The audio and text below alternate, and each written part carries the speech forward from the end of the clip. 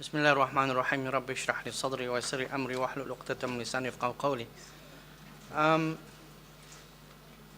Let me sort of just connect my presentation with what has transpired yesterday with some presentations, and also connect with my fellow panelists. I think one of the things that what comes forth is that when we think about Nursi himself, Nursi becomes all of us our teachers, virtually and of course in a sense realistically.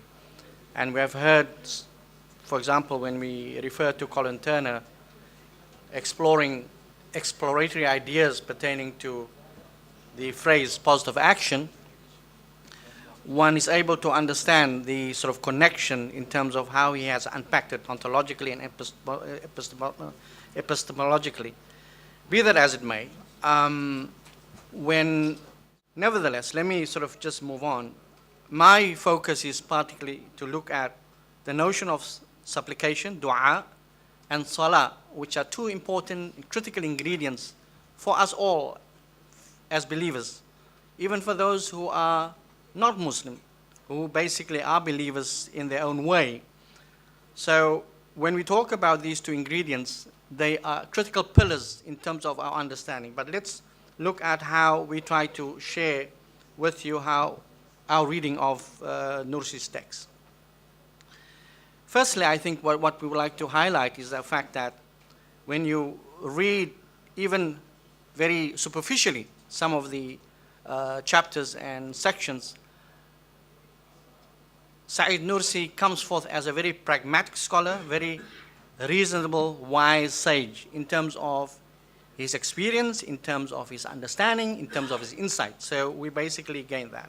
And as a result of that, as we indicate here, he becomes a reformer, he's a thinker, he's a shaker, he's an inspirer, he's a motivator. So basically he's a mover. As we know these days, we talk about movers and shakers. He has been one of those. And the mere fact that all of us here have gathered to discuss his ideas shows to what extent he has moved us in our thinking, and perhaps, hopefully, in our practice. Now, of course, this particular phrase that we have been looking at for the past 2 days, basically, on one hand, there's a binary to this. You talk about positive, but automatically also talk about, by implication, negative. But what we find in Nursi's text, generally speaking, his emphasis is very much on the positive, on different levels. And of course, that some of our fellow panelists had already unpacked.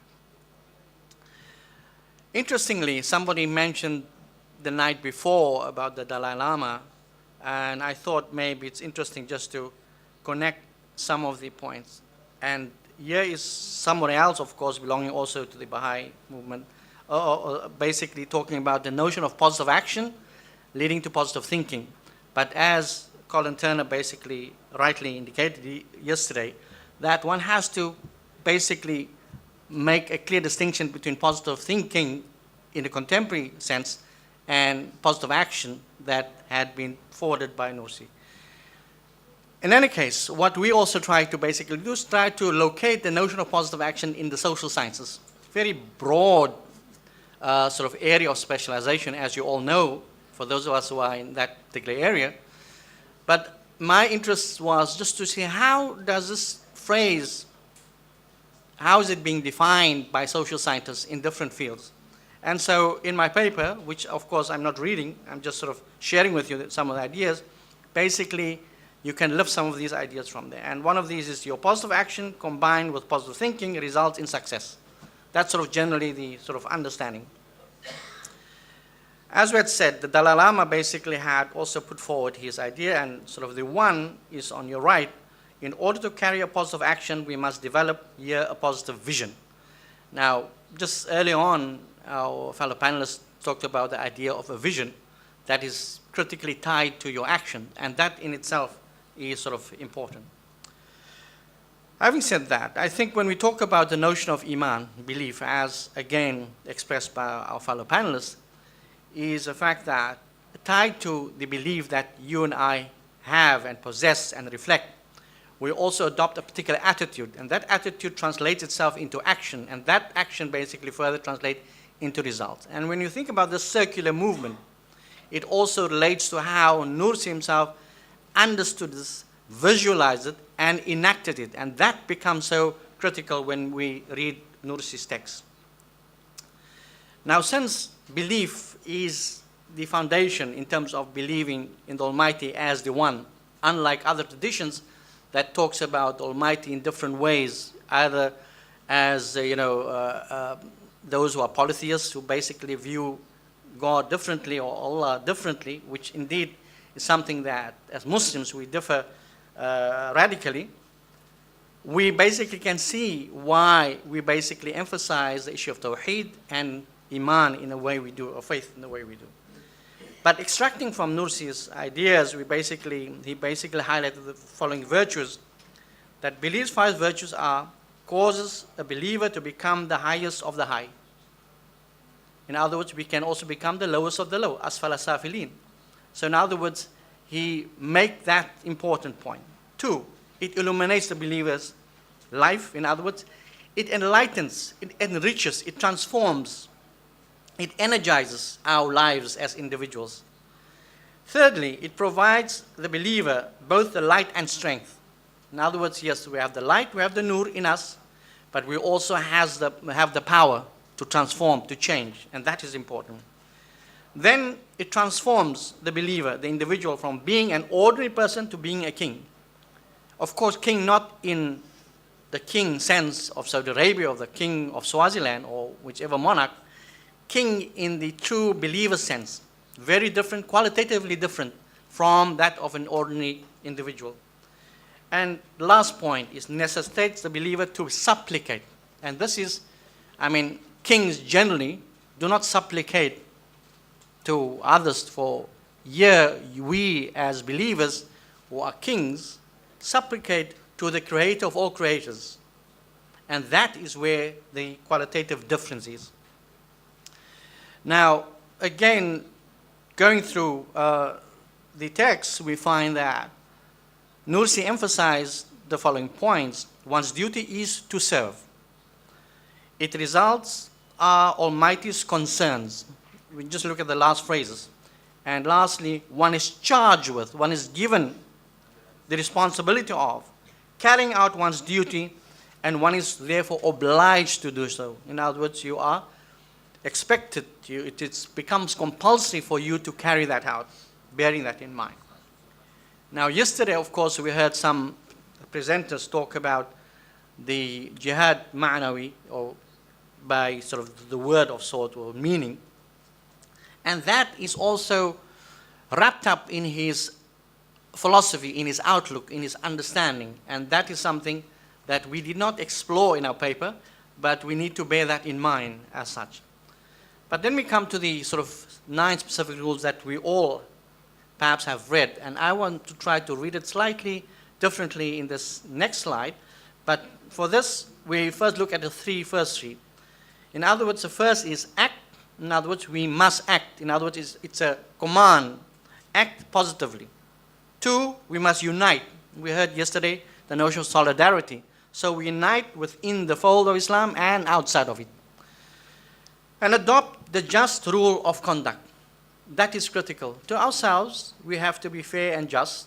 To our neighbors, to our children, to our family, and to our larger society, we need to be fair and just. And this is Nursi's idea, that in other words, he also saw in his enemy good.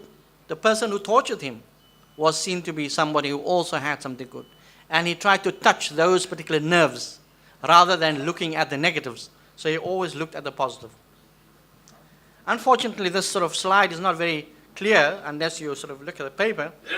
But as you can see, just if you look at my cursor, we basically have the various rules highlighted here. Act positively, make unity, adopt just rule conduct, unite with people of truth, realize the unity defeats disunity, preserve truth, abandon egoism, give up self-pride, and rid oneself and the community of petty feelings.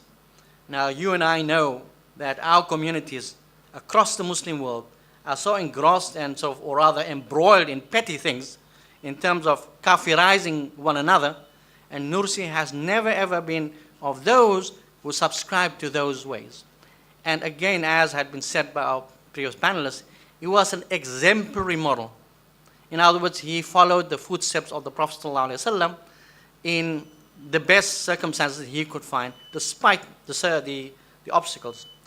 In any case, in the second column that we talk about the task that we all have to expect it, then we have the purpose that we have to carry out. In other words, why are we acting positively? Out of love. Why do we try to make unity in the fold of Islam? More specifically, is to bring the believers together. And so we can carry on. But there are conditions associated with those. And some of these conditions I have basically imagined Nursi would basically put in, although this does not come out perhaps clearly in the writing, but it's a way of trying to imagine putting yourself in the circumstances that he was and asking certain questions, because one would have said, ask Sheikh Nursi some of these questions if one had been there. But be that as it may, so imaginatively one tries to engage with him, being no more with us, but being in the company of the Almighty. But the issue is, how do we see him? In other words, how do we imagine him to be with us and we engage with him intellectually and spiritually, of course. So there are conditions that basically, in other words, when we act positively, we sidestep, in other words, we try to ignore, we try to overcome enmity and criticisms. If we perform unity, we try to unite. We must always remember the ties, why we need to bind together. If we adopt just rule conduct, then we should assume that my view alone is good, as quoted in translation. My view alone is good, and not my view alone is true. So there's a distinct qualitative difference. And of course, one can go on because of time. I just want to sort of move on. But there are ways then of looking at Nursi's ideas and basically trying to imagine what he did not say, but what he would have said, based upon that. So you try to logically draw from that, which of course is not sometimes easy, but the point of the matter is there's a logical development in his argument and in terms of the vision he had. And of course, you and I, as we sit here today, we're exploring that partly because of the way he has influenced our thinking. Now, interestingly, I looked at Professor Bakal's sort of article, which also commented on this. And he basically highlighted the similar points that we have. So I just tried to summarize those, but I'm not going to go into that because of time. What I want to come to is the two basic important pillars. That is the sort of final sort of points of my presentation. As we know, dua and salah, as you and I know it, and if we define the words, they are complementary, but they are distinct. And sometimes when we translate it into English, prayer does not basically capture it in the way we do it when we try to highlight it in Arabic. So there's this distinction that we need to make. So when we supplicate, when we make the dua, of course we're using the word supplication for the word dua here. Of course, this is just taken from another slide, but the point which is being made, there is a connectedness between oneself as a supplicant and of course the Creator. And this is what Nursi emphasized and stressed and basically want us to inculcate or to make habitual, so to speak. Because after all, even if we are a king or a prime minister or a president, no matter what our status is in life, inevitably we have to connect with the Creator of creators. In other words, when we talk creators, human creators in terms of what we create. So the Almighty, Allah subhanahu wa ta'ala is the Creator, and therefore we need to supplicate, we need to always turn to Him. And that, again, has been emphasized by previous speakers. So that is the one. But interestingly, when you look specifically at the text of Nursi, he sort of highlights particular dimensions of the supplication. For example, here, when we talk about all creation of the Almighty, the tongue of latent ability, for example, supplicates, and of course, using your tongue, through the tongue of innate need. Of course, I'm not going to explain all this. I sort of try to unpack this in the paper just to some degree. Through the tongue of exigency, and of course, conscious beings arising from the need. Now, there's a connectedness in each of those, but we're not going to unpack. But more specifically, human beings, you and I, us here as individuals, we basically are active and by disposition. And we express our supplication verbally with the heart. So through our acts and through our beliefs as such. And that brings us, of course, to the issue of salah. You and I know, we basically, when we talk about salah, salah in itself is like a mi'raj of sorts. In other words, you cut off from everyone else and everything else, and you connect with the Almighty. And that is, again, what Nursi's ideas seem to have reinforced in terms of our relationship with the Almighty. Because the salah itself is a transformatory process. In other words, it's an individual connection, but at the same time, it's a virtually congregational connection. Since we perform congregational salah, in other words, we make salah in jama'ah, in groups, so it is a virtual connection that we make mi'raj collectively, but it's also an individual process, and this is something that we have to say. And I think I basically end with that. Shukran.